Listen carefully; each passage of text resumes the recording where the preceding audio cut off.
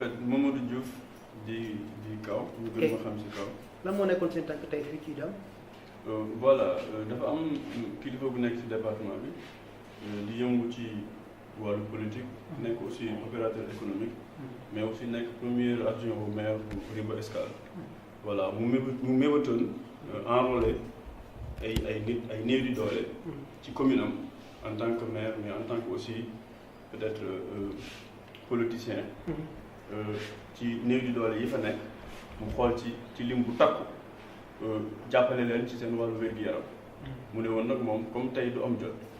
nañ fexe teewal ci ko fi comme yàgg na ko mébét boobu ba léegi mu xaw a yàgg ñu ñëw indi chèque bi nga xam ne moo nekk chèque bu muy fayalee 1000 personnes mais nag yemul ci loolu parce que nee na comme département bi yëpp fii la nekk di yëngatu donc lii départ bi la mun nañ ne sax départ wul fii ndax enrôlé na ñeneen ñoo xam ne c'est un peu indirect mais directement actuellement ñu ñëw jox le directeur chèque bi et puis ñu entamé enrôlement wu 1000 personnes yi en attendant que mu ñëwaat pour ñu xool ci yeneen communes yi naka lañ koy sélectionné parce que liggéey bi dafa xaw a métti tuuti mais déjà moom jël na intention enrôlé ñeneen ci yeneen communes ñu gën ko xam si Madiama Seck Alaaji Madiama Seck adjoint maire bu Ribot Escale opérateur économique. ok kon da nga bëgg wax ne les 1000 personnes yëpp ci biir commune Ribot la wala am na yàlla ci yenn commune mais da ngeen def bii premier arrondissement ba biir Ribot la après am na yeneen yi ngeen def ci yenn commune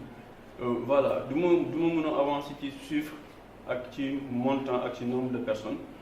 pour le moment ci ñaata la parce que ñu doon def le point 5 ak moom mais de manière indirecte je pense ñu ngi ci presque 2000 personnes li mu enrôlé indirectement manqué na 1000 mais bëriwul. Donc comme yëngu-yëngu politique léeg-léeg am na yenn wax soo ko waxee mën na indi tuuti ay jiixi jaaxas yi nga xam ne yegguñ fa. moo tax dëkk yi ak tur yi c'était un peu indirect ndax moom ku ko xam-xam ne social li muy def social du ko publier quoi du ko wax ci niveau ci internet wala ci ay trucs mais xëy na ñun ñi nga xam ne ñu ngi koy xelal parfois ci wàllu bi dañuy bëgg aussi yëngu-yëngu yi muy def mu koy fësal ndax tamit ay la yeneen nit ñi mun ko ñaanal même bu dul affaire politique sax. kilifa ku ko gis wala keneen ku ko gis feneen xam ne moom taxawaayam ci dëkk bi ak li muy ñax di ko jëlee ci keesu nguur gi ak réew mi mu ngi ciy dimbalewaat askan bi mais daaw ko publier donc lii mooy première chose muy publier sur l'internet wala peut-être ci télé yi nit ñi xam ne moom mu ngi fi waaye nem daan def ci suuf comme ni mu def ci julli bi def ko ci fépp te kenn du ko yëg donc lii moom vraiment da ciy yëngu juste aussi pour encourager ñeneen ñi nga xam ne ñu ngi yëngatu ci wàllu politique wala leneen fu la jëm sax ci ñeneen ñi nga xam ne ñu ngi yëngu ci wàllu politique war a jàppale ministres yi nekk ci département Koungheul wala ñi nga xam ne sax yeewoo nañ ñëw fii ci IDAM parce que tamit ñoom ñu ngi jàppale nañu ci wàllu faj tey Madiama am ñu enrôlé ban message nga am balaa ñuy laaj directeur IDAM ni mu gisee lii ban message nga am pour les autres ñu war a mën a def geste bu mel nii pour département Koungheul bi mën a enrôlé ci année bi. Voilà message yu peut-être appeler seen attention parce que xëy na ñun tuuti nañ ci attirer seen attention en tant que parce que am na si ñoo xam ne ay kilifa lañ. mais sooy seet Koungheul actuellement Afrique subsaharienne le département de Koungheul fait partie sur les départements les plus pauvres. Ensuite fu ñuy waxee pauvreté wax peut-être maladie wax jafe-jafe wax ndóol ak néew doole. loolu lu ñu conscient la. moo tax côté volet sanitaire du lu ñu mën a sacrifier wala lu ñu mën a ñàkkal solo.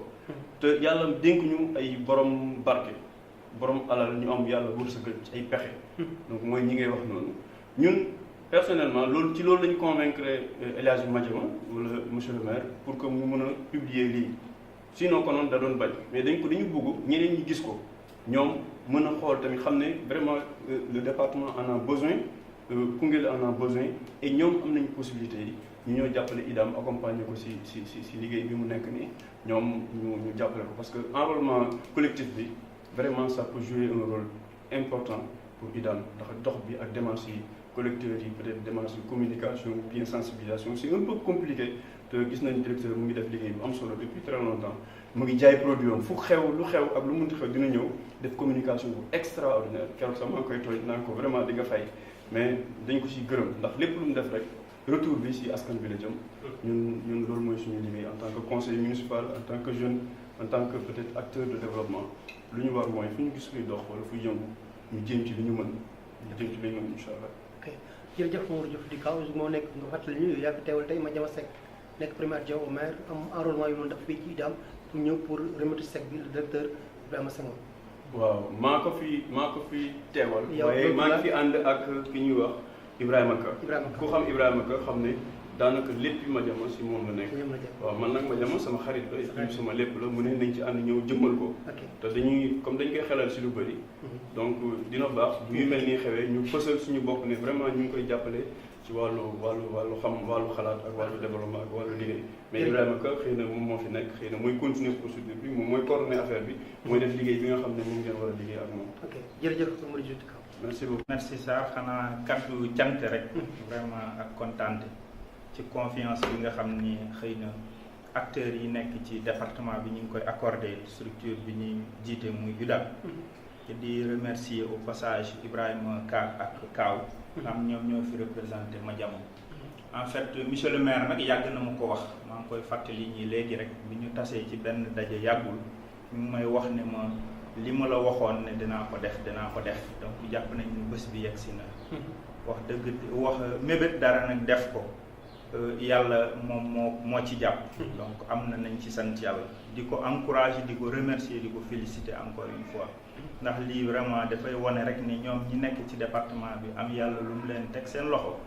ñu ngi jàppale néew di doole ñu ngi leen di gunge ñun nag programme bi ñu yor couverture maladie universelle mooy jote ci paj mi gën.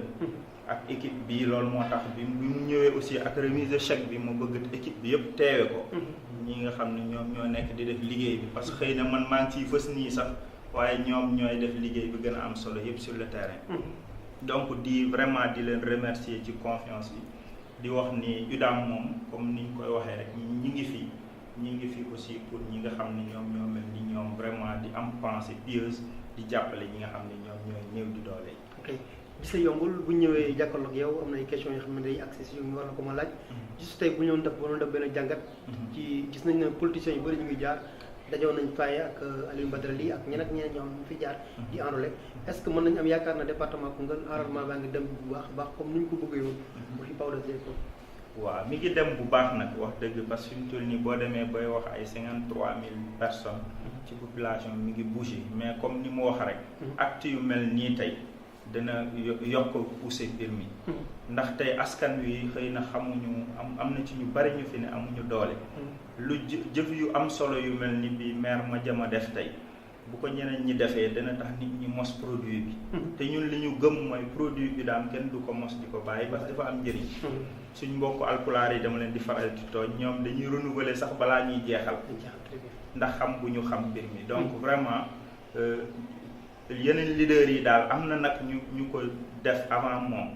mais xëy na lim bi mu ci def moom wax dëgg ñooñ defaguñ ko. waaye itam am na ñu bari ñoo xam ne war nañoo mën a ñëw jàpp ci liggéey bi parce que ba léegi ñu néew doole ñi ngi fi. te xam nañ ne itam am na ñu fi ne ñu bari ay leaders politiques responsable yu mag yu fi nekk yoo xam ne vraiment ñi ngi xaar ñoom it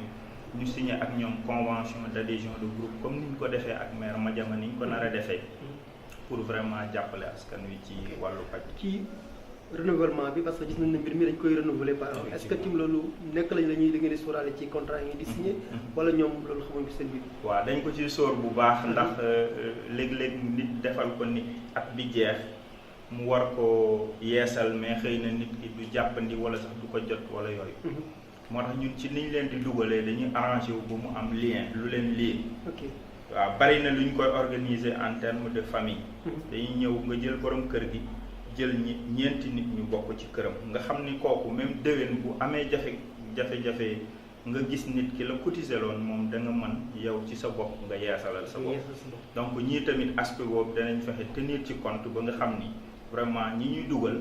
ñoom après dana am lu leen lié bu renouvellement ba jotee. danañ ko mën a gérer incha allah. duñu pare te duñu la laaj ci tabax bu bees bi ñu gis ci côté hôpital bi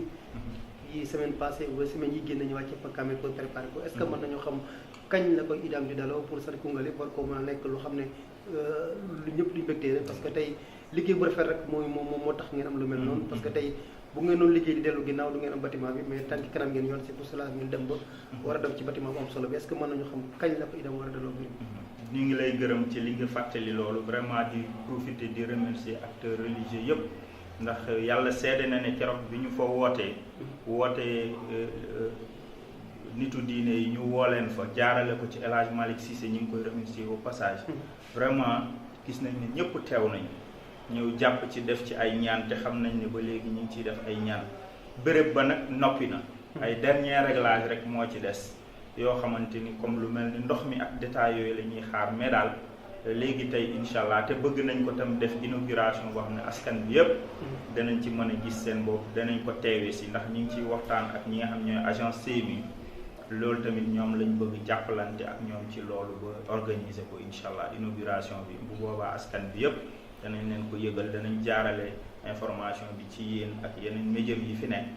pour que xabaar bi tasaaroo. ok jërëjëf monsieur Senghor directeur fii ci IDAM ak mbooloom ñu fi nekkoon di ay techniciens yi fi nekk ak ñëpp ñu xam ne ñu ngi ci IDAM bi ci jàpp loxo bi jëm ci kanam ak délégation bi ñu àndaloon ñëw fii muy délégation Madiama Seck bi Mamadou Diop di Kaaw